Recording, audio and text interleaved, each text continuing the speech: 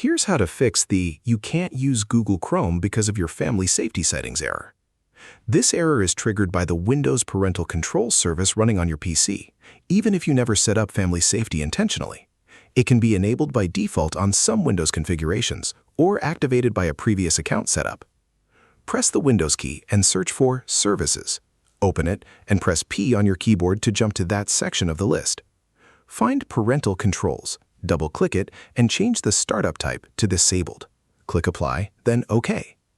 Now open Task Manager. Press Ctrl-Shift-Escape. Go to the Services tab and search for Parental Controls. Right-click it and select Stop to end the running process immediately without waiting for a restart. Close everything and restart your PC. After rebooting, Chrome and other Google services should open without the family safety error. If the error returns after a Windows update, you may need to repeat the services step since updates can re-enable the service automatically. If this helped you out, hit that subscribe button for more straight-to-the-point tutorials on Step by Click.